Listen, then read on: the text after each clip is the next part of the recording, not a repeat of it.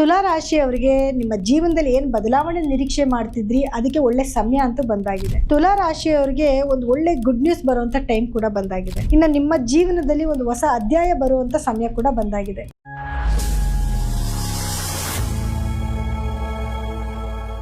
ಪೂಜ್ಯಾಯ ರಾಘವೇಂದ್ರಾಯ ಸತ್ಯಧರ್ಮರತಾಯ ಚ ಭಜತಾಂ ಕಲ್ಪವೃಕ್ಷಾಯ ನಮತಾಂ ಕಾಮಧೇನ್ವಿ. ನನ್ನ ಸಮಸ್ತ bits of India Kannada channel ವೀಕ್ಷಕರೆಲ್ಲರಿಗೂ ಕೂಡ ವಿಭಾ ಶೆಟ್ಟಿ ಮಾಡುವ ನಮಸ್ಕಾರಗಳು. ಮಾಸ ಭವಿಷ್ಯ ಕಾರ್ಯಕ್ರಮಕ್ಕೆ ತಮಗೆಲ್ಲರಿಗೂ ಸ್ವಾಗತ.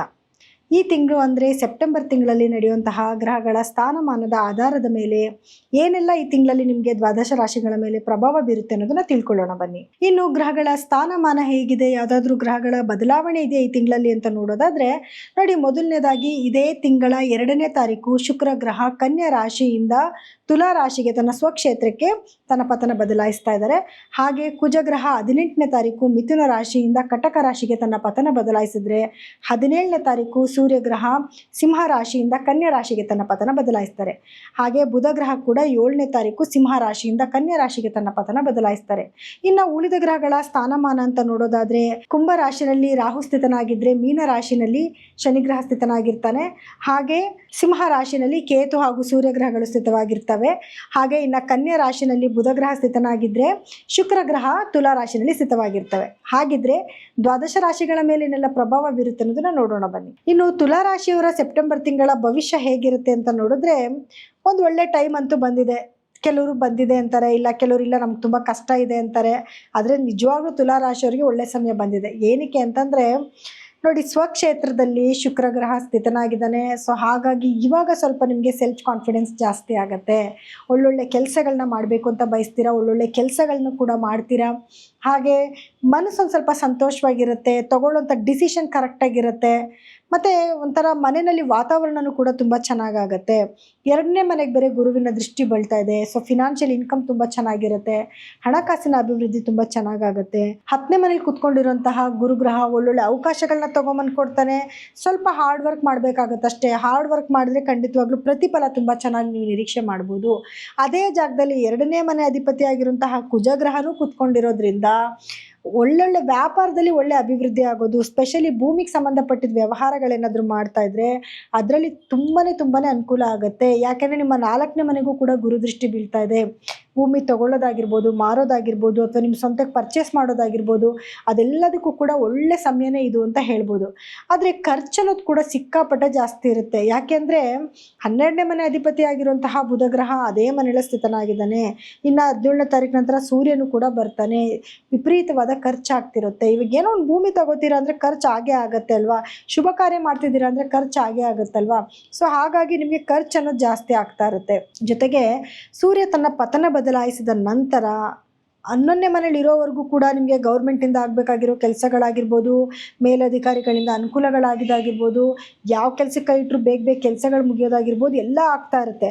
ಆದರೆ 17ನೇ ತಾರೀಕಿನ ನಂತರ ಸೂರ್ಯ 12ನೇ ಮನೆಗೆ ಬಂದಾಗ ಗೌರ್ಮೆಂಟ್ ಕೆಲಸದಲ್ಲಾಗಿ ಇರೋರ್ಗಾಗಿರ್ಬೋದು ಅಥವಾ ರಾಜಕಾರಣಿಗಳಿಗಾಗಿರ್ಬೋದು ಸ್ವಲ್ಪ ಹಿನ್ನಡೆ ಆಗೋದು, ಕೆಲಸಗಳು ನಿಧಾನ ಆಗೋದು ಅಥವಾ ಲಾಸಸ್ ಆಗೋ ಸಾಧ್ಯತೆಗಳಿರುತ್ತೆ. ಅಥವಾ ನೀವೇನಾದರೂ ಗೊತ್ತಿಲ್ದಿರ ಇಲ್ಲೀಗಲಾಗಿ ಏನಾದರೂ ಹಣ ತಗೊತೀರಾ ಅಂದರೆ ಅದು ಸಿಗಾಕೊಳ್ಳುವಂಥ ಸಾಧ್ಯತೆಗಳು ಕೂಡ ಇರುತ್ತೆ. ಸ್ವಲ್ಪ ಕೇರ್ಫುಲ್ ಆಗಿದ್ರೇ ಒಳ್ಳೆಯದು. ಇನ್ನು ತಾಯಿ ಜೊತೆನಲ್ಲಿ ಬಾಂಡೇಜ್ ಚೆನ್ನಾಗಾಗುತ್ತೆ. ನಾನು ಆಗಲೇ ಹೇಳಿದೆ 4ನೇ ಮನೆಗೆ ಗುರು ದೃಷ್ಟಿ ಬೀಳ್ತಾ ಇದೆ.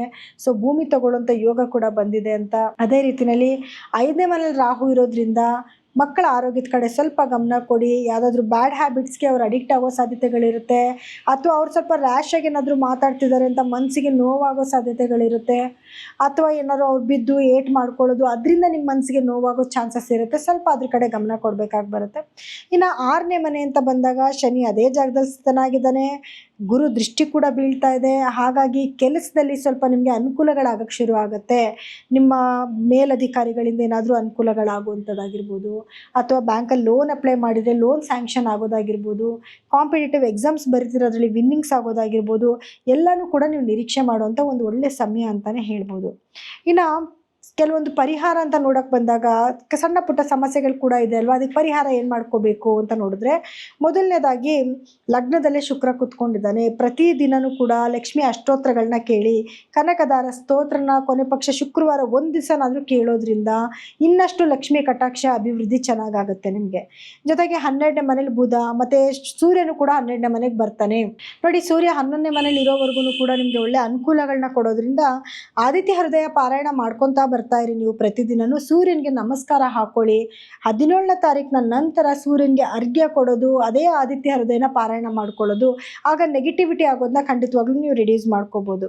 ಹಾಗೆ ಪ್ರತಿ ಬುಧವಾರದ ದಿವಸ ಹೆಸರು ಕಾಳನ್ನ ಡೊನೇಟ್ ಮಾಡೋದು, ಯಾರಿಗಾರ ನಿರ್ಗತಿಕರಿಗೆ ಕೊಡುವಂಥದ್ದು, ವಿಷ್ಣು ಸಹಸ್ರನಾಮ ಕೇಳುವಂಥದ್ದು, ಪಕ್ಷಿಗಳಿಗೆ ಕಾಳು ಹಾಕುವಂಥದ್ದು, ಗಿಡಗಳಿಗೆ ನೀರು ಹಾಕುವಂಥದ್ದು, ಇದೆಲ್ಲ ಮಾಡ್ಕೊಂಡು ಹೋಗೋದ್ರಿಂದ ಏನಾಗುತ್ತೆ, ಇದೇ ನಿಮಗೆ ಮೇಜರ್ ಸಮಸ್ಯೆ ಅಂತ ಇರೋದು, ಖಂಡಿತವಾಗ್ಲೂ ಅದರಿಂದ ನೀವು ಈಚೆ ಕಡೆಗೆ ಬರ್ಬೋದು. ಇನ್ನು ಇಲ್ಲಿವರೆಗೂ ಕೂಡ ಗ್ರಹಗಳ ಸ್ಥಾನಮಾನದ ಆಧಾರದ ಮೇಲೆ ಏನೆಲ್ಲ ನಡೀತಿದೆ ನಿಮ್ಮ ಜೀವನದಲ್ಲಿ ಅದಕ್ಕೆ ತಕ್ಕ ಪರಿಹಾರಗಳನ್ನ ಕೂಡ ನಾವು ಹೇಳಿದ್ದೀವಿ. ಆದರೂ ಕೂಡ ಕೆಲವ್ರಿಗೆ ಏನಾಗುತ್ತೆ ಅಂತಂದರೆ, ಮೇಡಮ್ ನೀವು ಹೇಳ್ತಿದ್ದೀರಾ ಒಳ್ಳೇದಾಗತ್ತೆ ಅಂತ, ನಮ್ಗೆ ಒಳ್ಳೇದಾಗ್ತಿಲ್ಲ, ನಮ್ಗೆ ನೆಗೆಟಿವ್ ಆಗ್ತಿದೆ ಅನ್ನೋರು ಕೂಡ ಇರ್ತಾರೆ.